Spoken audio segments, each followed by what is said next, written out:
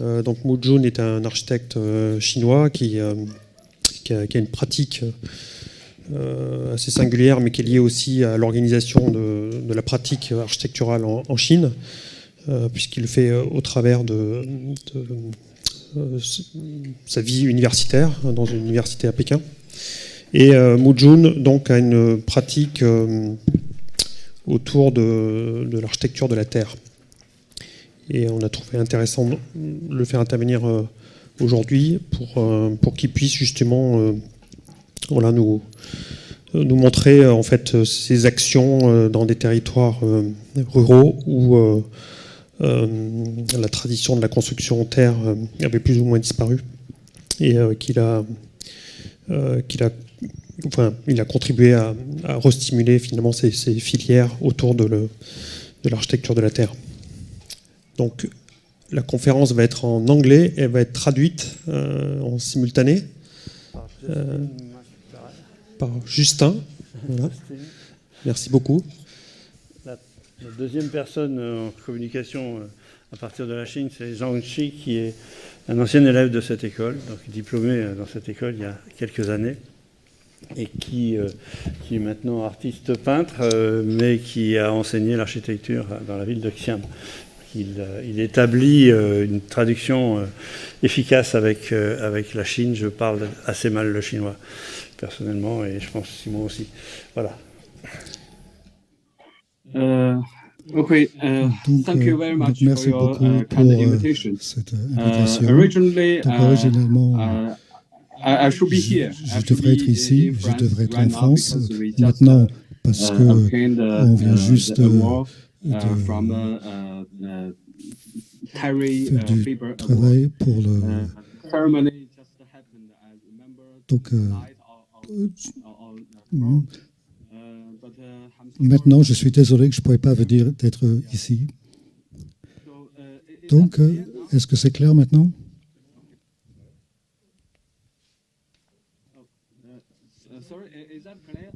Est-ce que c'est clair? Ok.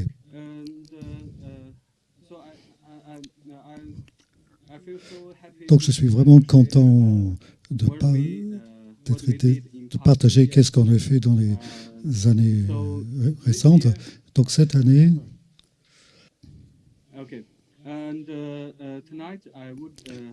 Donc, ce soir, je voudrais partager qu'est-ce qu'on avait fait donc les dernières 3 années. Donc, le nom, c'est Back to Earth, Retour à la Terre. Donc, tout a commencé il y a 16 ans. Et donc, à ce moment-là, j'avais juste été diplômé de l'université de Xi'an pour l'architecture et la technologie. Et donc, en 2004, j'ai allé à Hong Kong pour étudier, avoir un diplôme, donc dans l'université chinoise de Hong Kong. Et à ce moment-là, mon superviseur m'a demandé « Qu'est-ce que vous voulez faire pour votre recherche ?» Et donc, j'étais à l'université et je voulais parler de nos habitations traditionnelles de terre qui sont confortables écologiquement et en termes thermiques. Mais j'ai vu dans mon investigation que certaines personnes ne voulaient pas vivre dedans. Donc, je voulais... Pourquoi peu de personnes voulaient vivre à l'intérieur de ces maisons? Donc, mon superviseur m'a demandé, si vous voulez trouver des réponses, il faut étudier qu'est-ce que devrait être l'architecture. Donc, j'étais vraiment beaucoup de chance. Donc, mon professeur m'a dit un projet. Donc, le projet, c'était de concevoir des écoles primaires dans des villages très pauvres dans le nord-est de la Chine. Et donc, cette région, c'est la terre, c'est la seule ressource pour la construction. Et donc, sans forêt et sans d'autres matériaux conventionnels de construction. Et donc, dans cette région, l'hiver est très froid, très rude. Et donc, l'été est assez modéré. Et donc, la problématique clé pour une conception écologique, c'est la consommation d'énergie pour le chauffage l'hiver. Donc, mon objectif de design, c'était de minimiser la consommation d'énergie pour le chauffage. Et donc, ça, c'était mon sujet. Et donc, j'ai une série d'expériences pour voir quel type de technique pourrait être bien pour cette région, parce que c'est une région très pauvre. Et donc, j'ai essayé beaucoup de techniques qui étaient disponibles localement, qui peuvent améliorer les performances écologiques d'une habitation. Et donc, j'ai utilisé le logiciel de simulation pour tester. Et après, j'ai trouvé une conclusion assez intéressante. Et donc, comme vous pouvez voir sur les chiffres, donc sur ces chiffres,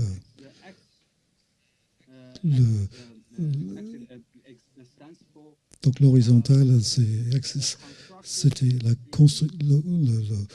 l'augmentation de construction en utilisant chaque technique. Et l'axe Y, c'était l'augmentation de coûts en utilisant chaque technique. Et donc, on peut voir que les techniques sont pas si chères au niveau coût, ça coûte pas très cher, et qui donnent une bonne performance. Je peux voir. Ok.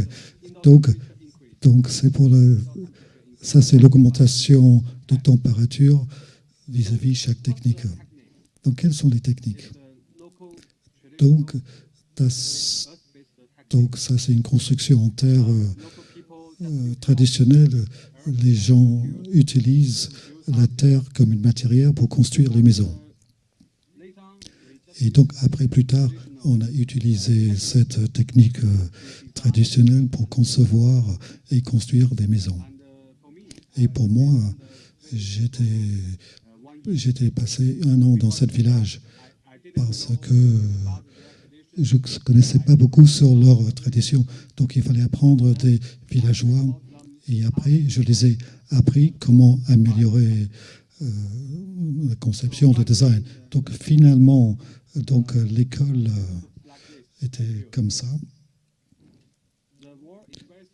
Donc, les murs sont très épais parce que la tradition locale, les habitations traditionnelles, ils utilisent des murs très épais. Et donc, comme ça, vous avez une très bonne installation. Il peut être très bien isolé. Donc, le résultat, c'était aussi très bon. En été, on peut voir la température extérieure était très élevée parfois. Et aussi, la courbe bleue, pardon, le jaune est très intéressant. Ça, c'est sur des maisons traditionnelles avec du béton. Et c'était simplement suivre la température extérieure avec le rouge. C'était pour notre école en terre. Vous pouvez voir que la température est très stable et assez confortable, juste entre 20 et 21 degrés. Et en hiver, donc la température extérieure peut être aussi bas que moins 10. Et aussi, donc les maisons conventionnelles sont des températures intérieures qui sont très froides, comme ceci. Mais avec notre école, la température intérieure a été à peu près 5 degrés. Et ça veut dire que les personnes peuvent rester à l'intérieur. Et donc, quand on a observé, on a trouvé dans tout l'hiver, ils n'avaient pas besoin de brûler du charbon pour Donc pour chaque... on peut avoir 80 watts sur chaque pièce de terre. Et donc 40 étudiants peuvent faire 3200 watts. Et donc c'est comme avoir 2 chauffages. Donc un résultat de ceci, ils n'avaient pas besoin de brûler du charbon pour le chauffage. Il fallait dire que c'était 0 consommation d'énergie. Et donc c'était un très bon exemple. Donc lors de ce processus, donc j'étais l'étudiant qui était l'architecte sur site, le professeur qui supervisait mes travaux. Et aussi, là, on a eu un sponsor de Hong Kong qui s'appelait KFBG. C'est une entreprise qui est très bonne. Il nous donnait de l'argent. Et aussi, on avait notre client, c'était le gouvernement local. Donc, j'ai travaillé très étroitement ensemble avec des artisans locaux. Et aussi, on a bien travaillé ensemble dans le village. Donc là, c'était la première expérience que j'ai eue pour travailler dans le village. C'était très important pour moi. Et donc, après, le projet a reçu des prix, le prix de RIBA. Et donc, dans cette année, il y avait des grands projets en Chine. Et je me rappelle toujours qu'on avait parlé dans les nouvelles, dans les médias de ce prix. Donc, dans notre pays, on a 6 projets. Donc ici, on peut y voir donc, le cube de l'eau, Stade national, Banque internationale, un aéroport avec un nouveau terminal, un centre de coucounage et nous. Et donc, etc. Donc, la raison pour que je blague un petit peu qu'à ce moment-là, en 2004,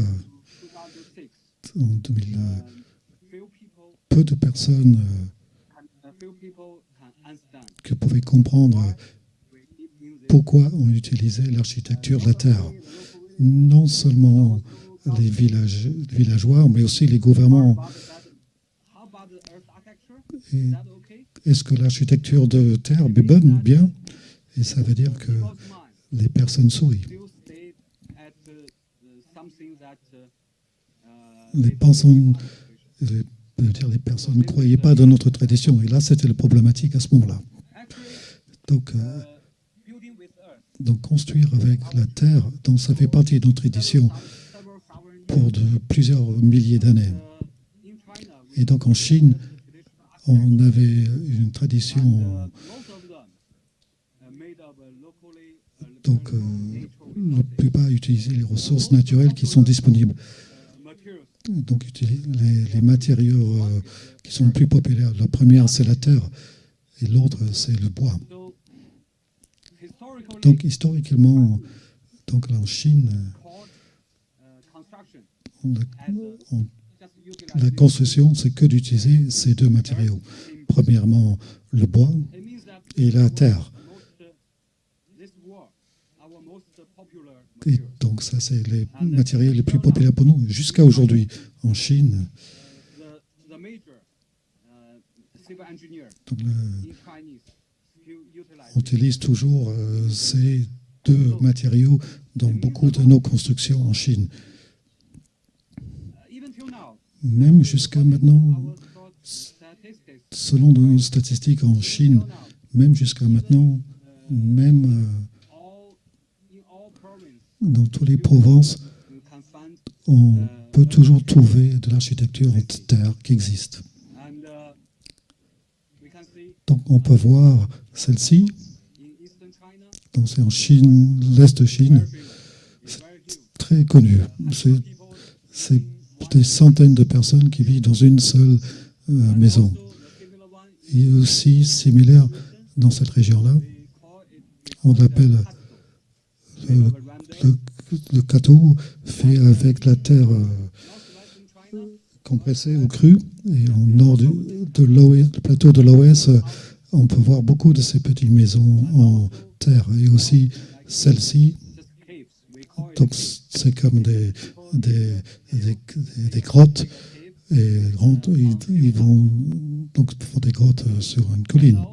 Et aussi, dans la Chine sud-ouest, on peut voir beaucoup de jolies maisons construites d'adobe et aussi de la terre compressée ou crue.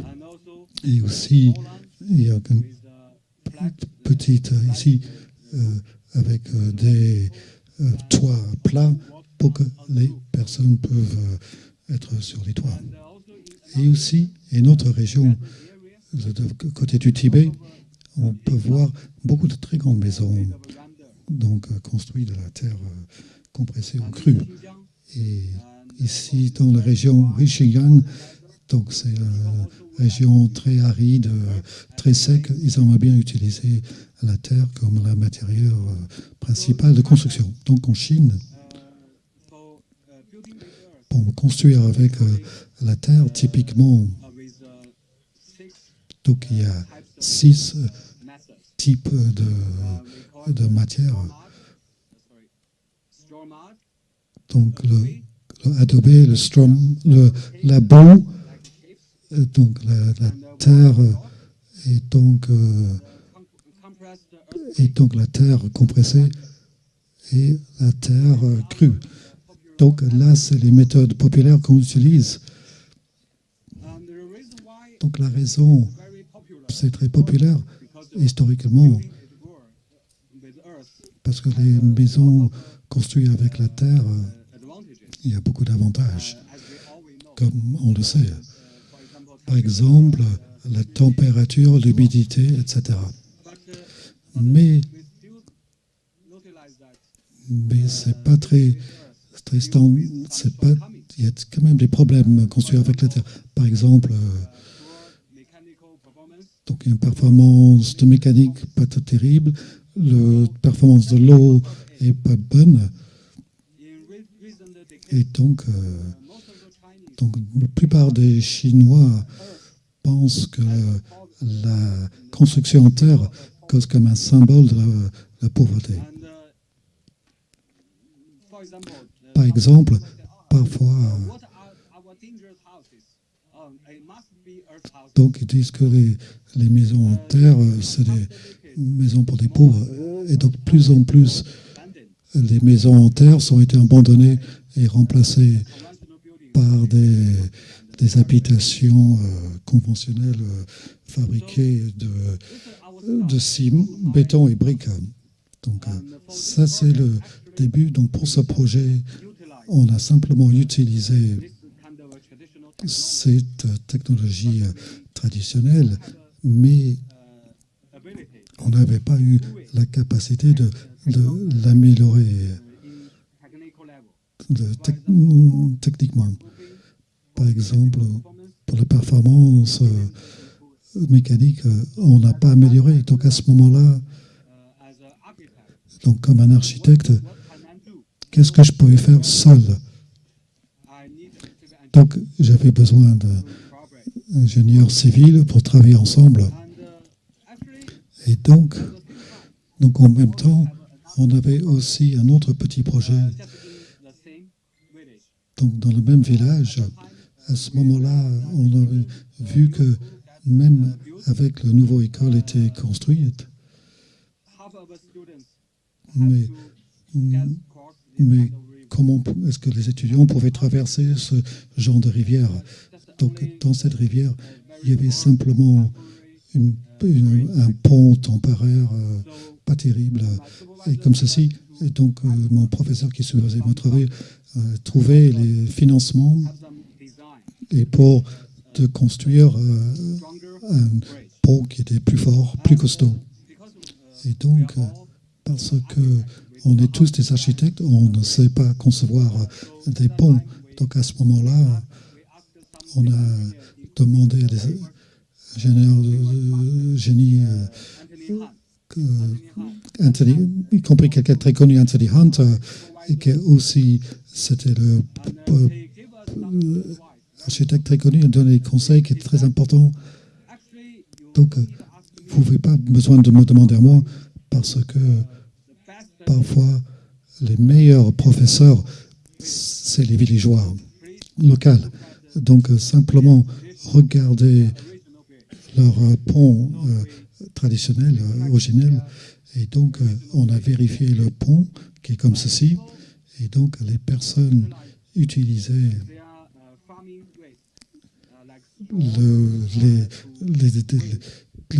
toutes les choses, les dégâts pour le construire. Donc, parce que la rivière est très puissante. Donc, il ne fallait pas construire des fondations et simplement mettre des différents éléments et avec les pierres à l'intérieur. Et après, ils mettaient du bois dessus. Et donc, le pont était prêt. Et donc, la logique est très intelligente. Donc, mais le problème, c'est temporaire. Une fois que c'est inondé, le pont va être détruit. Donc ça, c'est le problème en camp des notations. Donc, qu'est-ce qu'on peut faire? C'est comment on peut l'améliorer. Et donc, on a trouvé une façon. On a créé une forme un cage métal pour mettre du gravier dedans pour que ça devienne plus durable. Et après, on a mis à l'intérieur. Et après, on a fait des cadres en acier sur le pont, sur les colonnes. Et donc, le pont était prêt. Et donc, la logique était exactement la même. Donc, on utilisait le bambou aussi. C'est exactement le même qu'un traditionnel, mais nous, on l'a amélioré. Donc, c'était un projet très important pour nous, surtout pour moi, pour savoir comment on peut apprendre de leur tradition, comment l'améliorer, leur tradition. Et donc, ça a pris 1 an pour le concevoir, la conception et la préparation. Et pour la construction, on avait seulement eu besoin de 6 jours. On a construit le pont, on a mobilisé des étudiants de Hong Kong et on a travaillé avec les villageois pour construire le pont ensemble. Et on s'en a pris que 6 jours. Et donc, finalement, ça avait cette apparence. Et ça marche toujours très bien jusqu'à aujourd'hui. Et donc, dans ce projet, j'étais aussi le coordinateur pour rester dans le village, pour la préparation, mais aussi de travailler avec nos professeurs. Et aussi, on a du soutien professionnel. Et aussi, on a un sponsor, un patron à Hong Kong, quelqu'un de très sympa, Mr. Chen. Il nous en donne beaucoup de financement. Et aussi, on a travaillé avec des volontaires venus de Hong Kong. Et aussi, on a travaillé ensemble avec le chef de village pour faire du travail de préparation. Donc ça, on était en mode organisationnel. C'était notre mode d'organisation pour ce projet. Après ce projet, après le pont, l'école, on était très connus à ce moment-là. Et on a plus de soutien qui est venu des entreprises de Hong Kong parce qu'ils nous ont encouragés de faire une fondation à Hong Kong qui s'appelle Bucha. Et donc, aussi, le ministère de l'Habitation et le développement urbain en Chine nous a encouragés de travailler, de faire des travaux dans les endroits ruraux et les endroits pauvres. Donc, après ceci, on a eu plusieurs projets, construction de ponts, construction de maisons avec de financement et les donations venant de Hong Kong. Et aussi, on a travaillé avec beaucoup d'universités à Hong Kong et aussi en Chine et même à l'extérieur de Chine pour travailler ensemble. Maintenant, donc il y a la plupart de l'ouest de Chine parce que c'est plus pauvre. Et le deuxième projet qu'on a fait, c'était à cause de la terre, c'est à cause de notre fondation. On savait tous qu'il y a eu un tremblement de terre qui était apparu en 2008, qui était très très sérieux. Et à ce moment-là, dans ces provinces, il y avait un petit village comme ceci, qui était isolé par une immense rivière et aussi un pont temporaire qui n'était pas terrible. Et donc après le séisme, il y avait donc ils avaient une tradition aussi de construire des maisons en terre comme ceci, avec la terre crue, compressée, et les personnes qui vivaient ensemble avec les animaux. Et lors de tremblements de terre, et donc beaucoup de maisons ont été effondrées et endommagées. Et donc on a demandé au village comment vous voulez construire.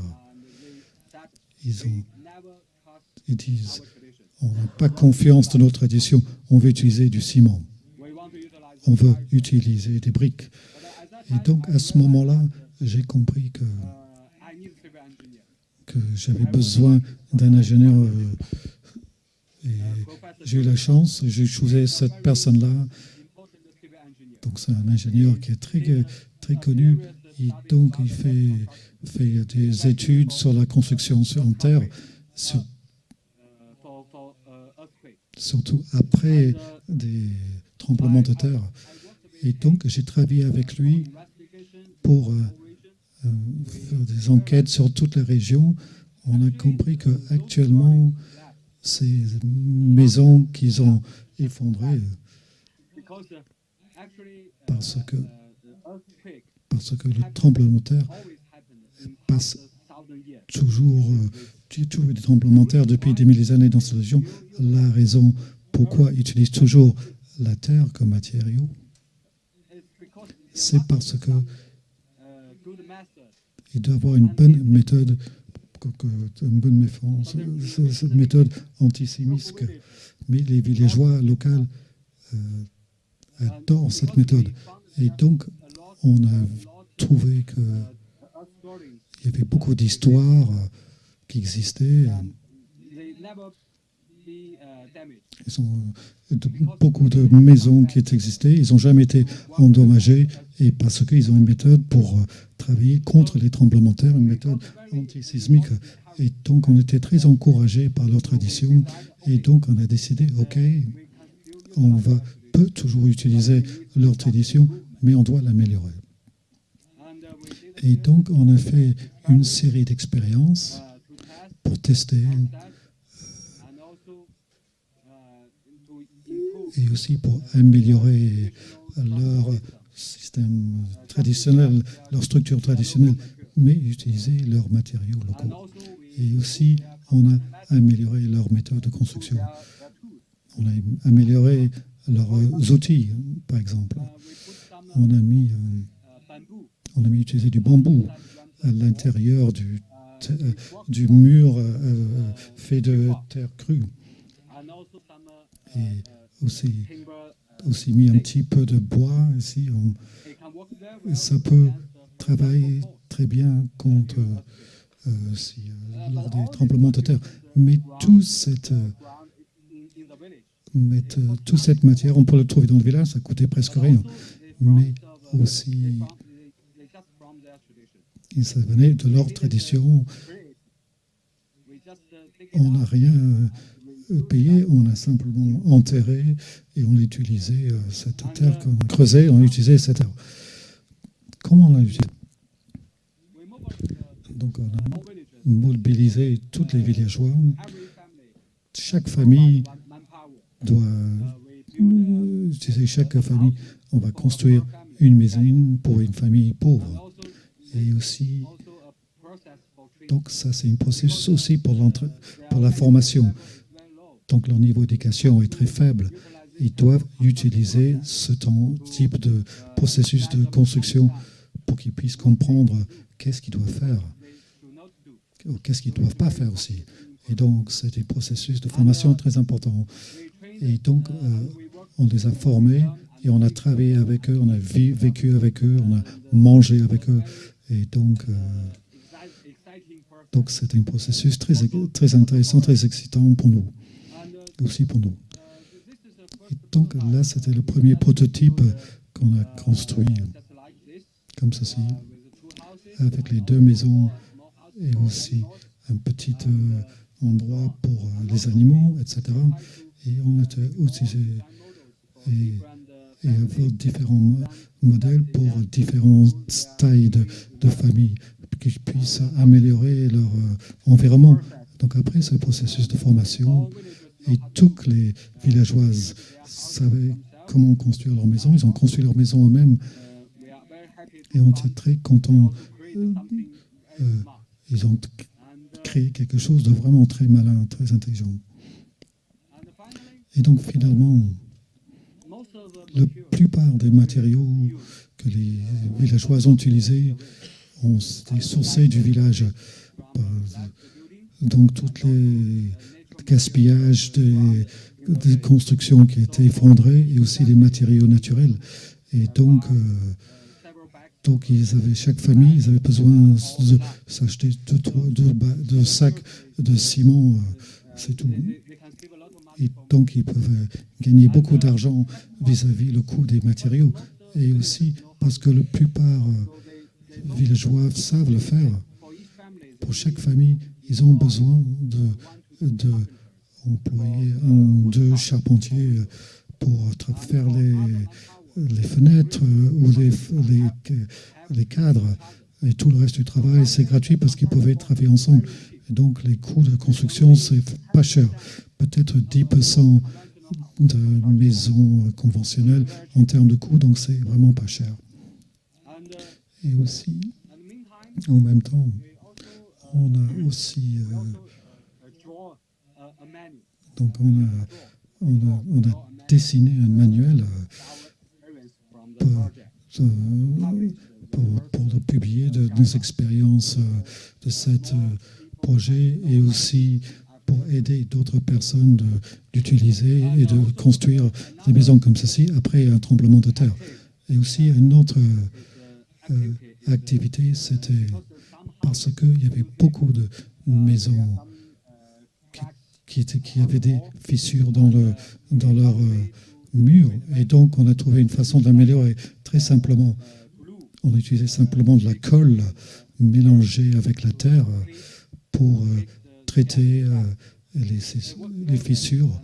Et ça marchait très bien et ça a coûté très peu d'argent, simplement 60 € pour chaque maison. Donc, c'est vraiment pas cher. Donc, aussi, on a aussi vu que le village avait des besoins pour des services publics. Et donc, on a aussi conçu et construit un centre dans le village. Et dans le processus, on a mobilisé des étudiants pour nous aider pour faire la peinture et pour le nettoyage. Et aussi, une autre mission, c'était parce que avec cette grande rivière isolée le village, donc on a aussi construit un pont simplement. Et donc on a mobilisé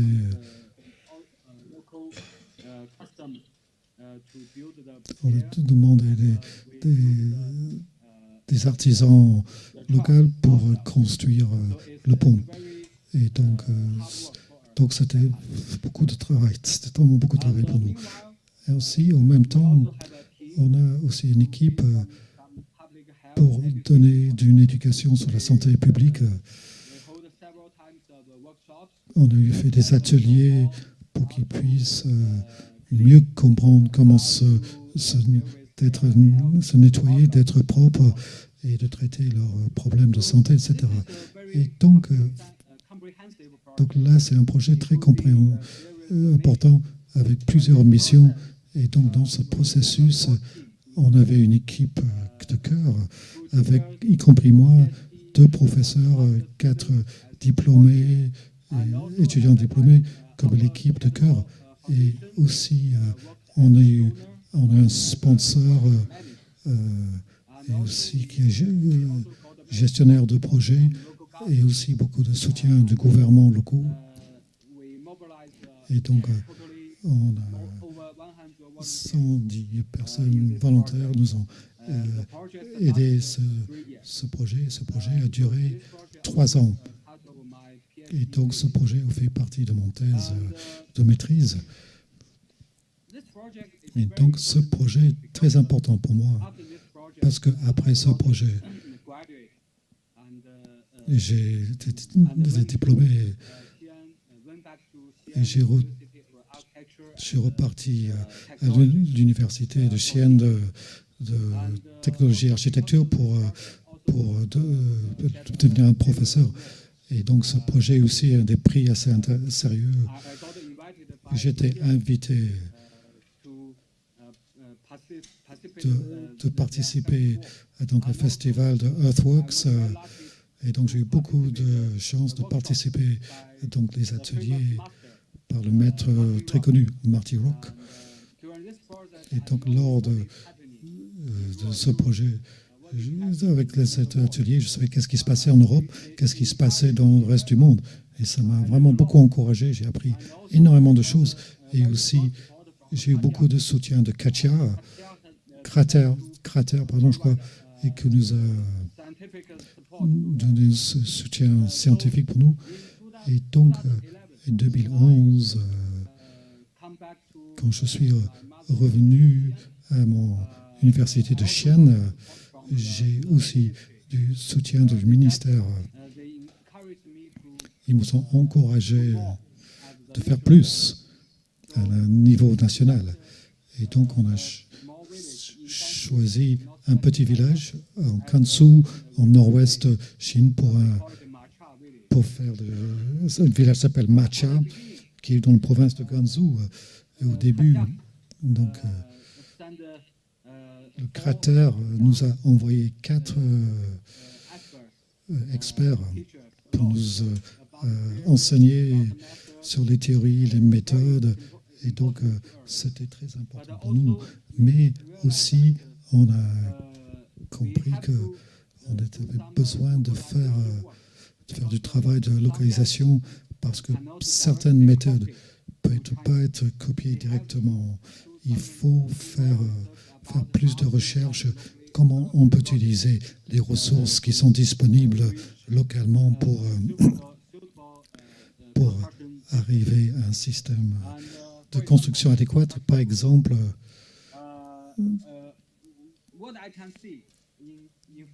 qu'est-ce que je peux voir en France à ce moment-là, c'est que plus tard, j'ai trouvé 7 personnes, donc Alibaba, la version chinoise d'Amazon. J'ai vu beaucoup d'entreprises qui produisaient des matériaux et des marchandises pour être vendues internationalement. J'ai trouvé tout en Chine avec des prix plus bas. Donc on peut voir tout ici avec des prix plus bas, tous les différents équipements et aussi les techniques clés. C'est pour ce travail de terre, c'est très important. Donc pour cette région, on avait beaucoup de challenges, donc par exemple, on a dû créer certains principes. Donc suivant ces principes qu'on a conçus, le système pour que les villageois peuvent construire eux-mêmes avec des matériaux qui sont disponibles localement et à un prix imbattable. Et aussi, il faut simplement ajuster leur système de cadre. Il y avait et aussi donc pour ce travail anti-sismique, on a fait des expériences dessus. Et donc ils ont développé un système de structure et une conception anti-sismique. Donc le système de caution marchait très bien, même s'il y a un tremblement de terre. Donc après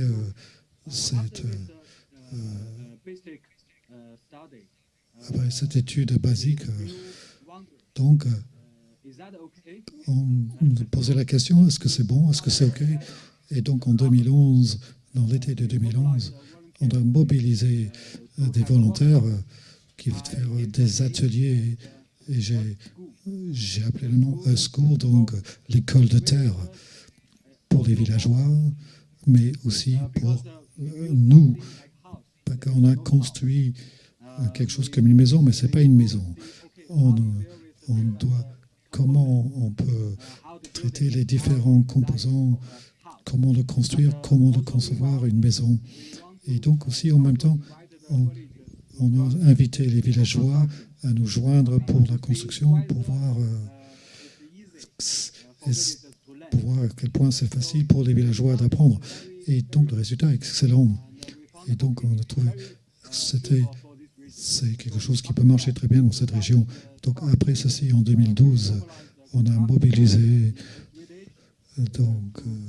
les artisans dans ce village de construire une petite maison comme un prototype. Et donc, et aussi, on a utilisé les différents composants pour leurs demandes. Donc ça, c'est un trou pour avoir un lit de terre qui est très chaud. Donc on peut faire un lit à l'intérieur pour garder chaud pendant l'hiver. Comment mettre des fenêtres et différents composants pour les portes ou les fenêtres, etc. Et aussi, on a fait des améliorations sur les toitures pour avoir plus de insuler mieux. Et donc, les maisons à l'air assez général. À ce moment-là, je ne savais pas quel serait le prix. Donc j'ai essayé de minimiser tous les éléments architecture pour dire que, donc, suivant les demandes des villageois, on a minimisé la conception, minimisé les composants pour que on voit combien ça devrait coûter. Et donc le résultat comme ceci. Et aussi lors de ce processus, j'ai envoyé 3 étudiants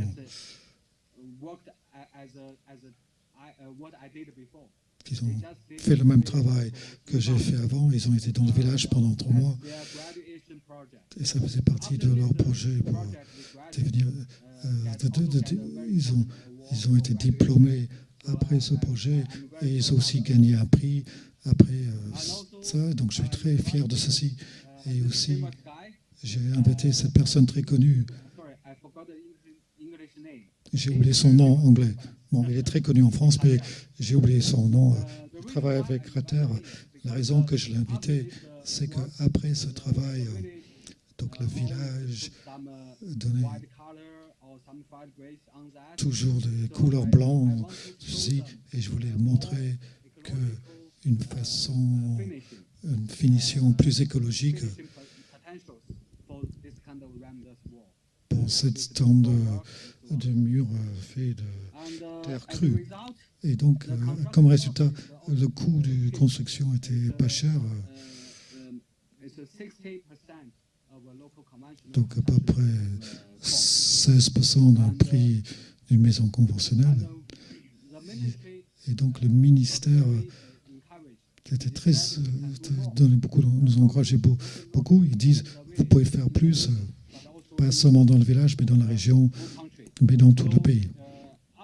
Et donc, après ce projet, on a eu le soutien du gouvernement chinois pour construire une série de prototypes dans presque 10 différentes provinces comme ceci. Ceci, c'était après un tremblement de terre. Et donc, le Jiangxi avec 2 étages. Et aussi, donc là, c'est dans la province de Xinjiang.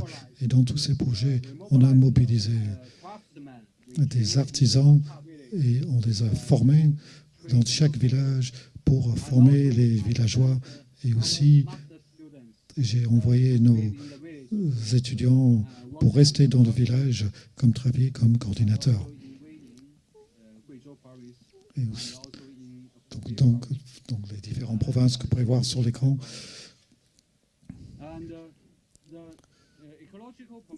Donc, la performance écologique a marché très bien. Et donc, les coûts de construction est aussi pas cher du tout. Que la plupart des matériaux peuvent être sourcés localement.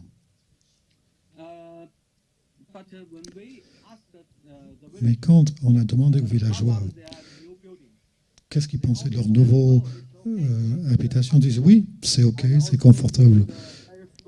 Et c'est très fort, très très costaud. Mais ça a toujours l'air de la terre. Ça ressemble toujours à la terre. Et donc on a compris qu'il y a beaucoup de travail pour changer leur mentalité. Il faut que rendre leur tradition plus moderne. Sinon, ils ne croient pas que ce type de maison en terre peut être leur futur, leur avenir. Donc ça, c'est un problème. Donc après, quand on part, ils vont toujours repeindre en blanc pour essayer de cacher les matériaux de terre originaux. Donc après ce processus, on a compris qu'il fallait en faire encore plus. Donc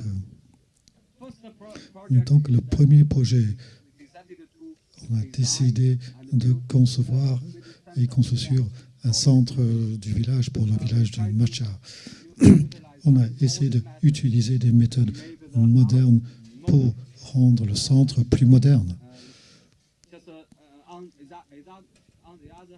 Mais par contre, pour satisfaire les demandes locaux, et donc le site est très beau, avec une topographie en pente.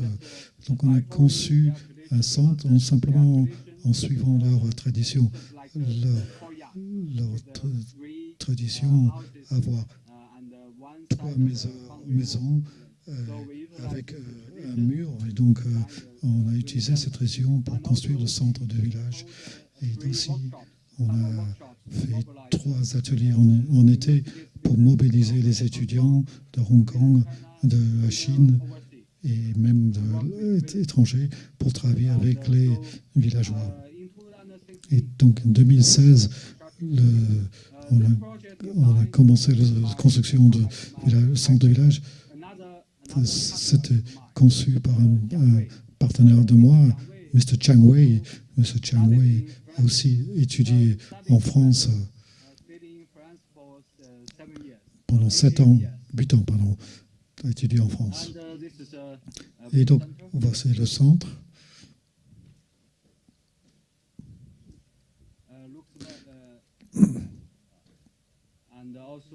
Et aussi, donc tu vois que c'est très intéressant. Voilà les photos sur on a inserté des matériaux transparents. S'appelle Yakri, j'ai oublié le nom anglais ou français. Yakli, c'est matériau Yakli, cette espèce de matériaux transparents. Aussi, on a essayé beaucoup de méthodes, comment traiter différentes structures, différents composants, et aussi comment apprendre chaque technique. Ça a bien marché. Et donc, lors de ce projet, ce processus, j'ai envoyé mes étudiants sur site pour travailler avec nos villageois qui ont été déjà formés comme une équipe cœur, et aussi les professeurs nous ont donné un soutien technique, et aussi on a un soutien d'une fondation. Et donc ce système marche très bien. Et donc maintenant le village travaille, ça marche très bien avec les villageois. Et aussi on a conçu une petite pièce pour un médecin qui utilise du médecine traditionnelle chinoise, et aussi des endroits pour jouer, il y a aussi des jeux traditionnels ou des pièces de théâtre traditionnelles. Et donc les femmes, j'aime bien cet espace, ils organisent ensemble des événements, et le centre leur donne un espace qui peut faire plus de choses, même pour les gens plus âgés. Ils s'organisent, par exemple, pour une cérémonie d'anniversaire pour les gens plus âgés, et aussi d'autres festivals. Et aussi ce centre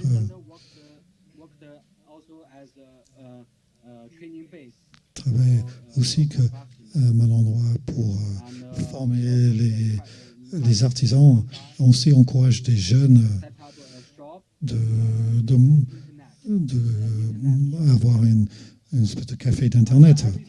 Et donc chaque été, on organise nos étudiants volontaires pour avoir un atelier. Une, c'est de travailler avec les villageois, et aussi on demande aux villageois de les apprendre plus sur le village, etc. Donc maintenant, le centre du village Matcha, c'est comme une plateforme pour emmener tout le monde ensemble. Mais malgré tout, il y a toujours des villageois qui nous demandent: est-ce que vous pouvez peindre tout en blanc? Pour les villageois, ils ne pensent toujours pas que le centre a l'air moderne. La raison, c'est que dans le passé, les villageois travaillent toujours, quittent le village, aller dans les grandes villes, et ils pensent que tout ce qui était construit dans les grandes villes doit être bon. Et donc on a compris qu'on devrait utiliser nos techniques basées sur la terre. On doit la vendre dans nos marchés, en particulier les villes. Donc notre tradition peut aussi utiliser dans les villes. Et si c'est le cas, ça doit être bon. Et donc lors du processus, on a essayé de trouver des façons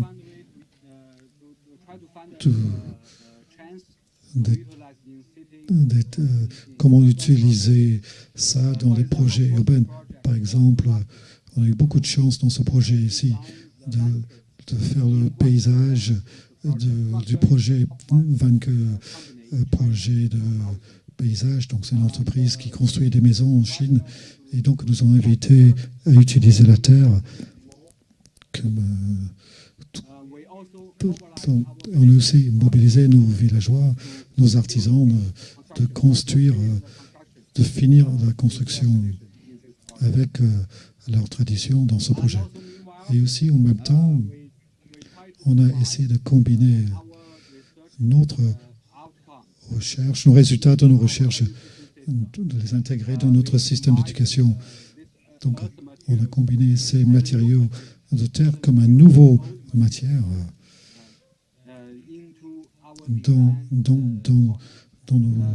les intégrer dans nos coûts de conception pour comment comment ils peuvent apprendre et combiner ça avec des nouvelles techniques.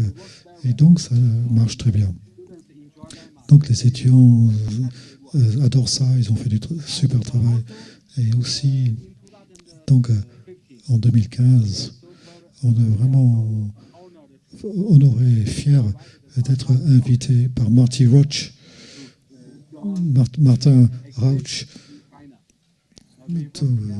Donc, on a fait une exposition en Chine, on a travaillé ensemble.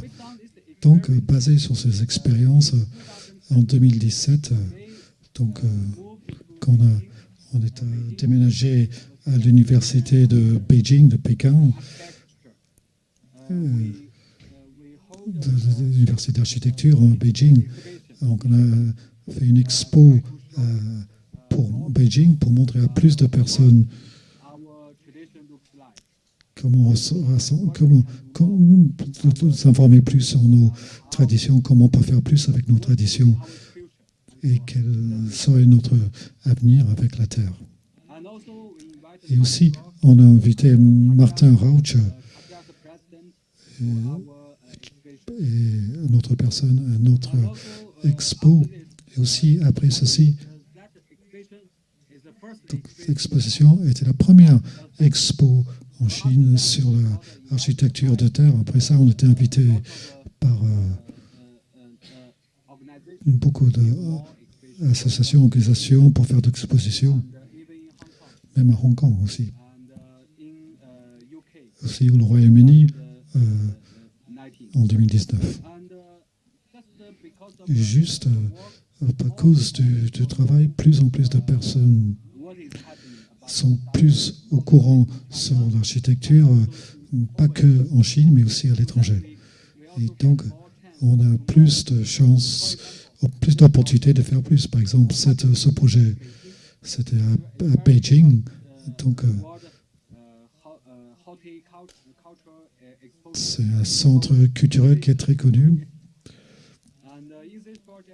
Et dans ce projet, on a conçu et construit des murs en terre pour 2 des unités. Et ceci est très important. Donc c'est un musée national, donc un musée national à Longyang. Et donc c'est immense. Donc c'est complètement, c'est 30 000 mètres carrés en total. On me l'a dit que c'est le plus grand construction en architecture en terre dans le monde. Je ne sais pas, mais peut-être. Et donc il y avait beaucoup de challenges pour ce projet. Par exemple, la hauteur des murs était 30 mètres et aussi l'épaisseur des murs était que 40 cm.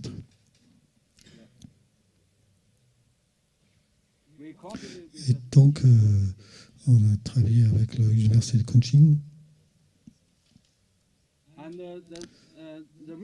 Et donc, le dernier projet, j'appelle complètement fou comme projet. C'est un immense projet. C'est comme ça s'appelle la Drama City, une ville de théâtre. Et donc, c'est immense. Donc, on va construire un mur ici, donc 15 mètres d'auteur et 320 mètres de longueur, c'est immense. Et donc, on a fait une série d'expériences pour faire en sorte que tout était bon, parce qu'il y a beaucoup de tremblements de terre dans cette région. Et donc, maintenant, c'est beau. Et aussi la nuit, il y a donc des lumières qui sont affichées sur le mur. Donc jusqu'à cette phase, on peut voir que ce système actuel et nouveau, presque, a été bien développé pour avoir un meilleur niveau et des demandes, des exigences plus importantes, mais il y a toujours un challenge pour de contrôler les coûts de construction et aussi l'efficience de construction. Et aussi, le plus grand challenge, c'était pour c'est les codes. On n'a pas de code ou standard pour ce type de projet. Mais donc, on a eu des projets très intéressants comme ceci pour travailler à l'intérieur, petit restaurant à Beijing, et on a simplement utilisé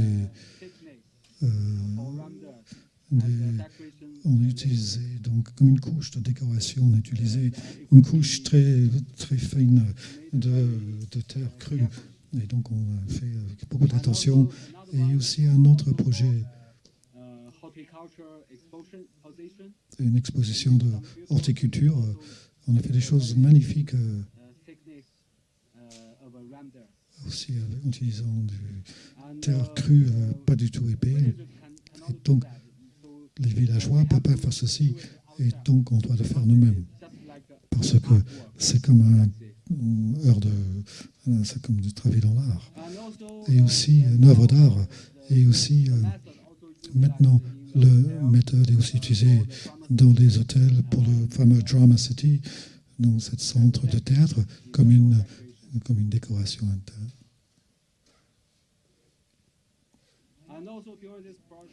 Et on a toujours mobilisé, dans ce processus, on mobilise notre villageois formé pour travailler avec des clients locaux. Par exemple, pour ceci,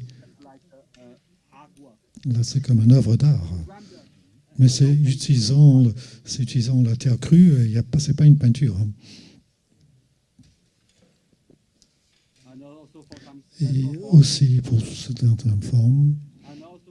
Et aussi, donc, on a fait utiliser la terre pour faire différents plafonds avec différents styles lumineux. Donc maintenant, notre travail a été élargi donc, d'une forme de différents aspects. Donc on a vraiment beaucoup de choses. Nos équipes deviennent de plus en plus fortes, et je crois que donc maintenant, je pense avec les nouveaux habitations, mais avec les villages, on a d'autres challenges.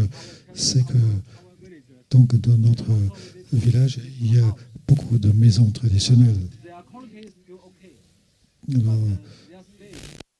Donc, leur espace, leur confort, surtout pour la lumière, est pas terrible pour les villageois. Parce que les exigences des villageois sont de plus en plus fortes. Et on a du mal à les satisfaire. Donc, comment on peut l'utiliser? Le réutiliser, c'est aussi un challenge. En 2015, on était autorisé par le gouvernement.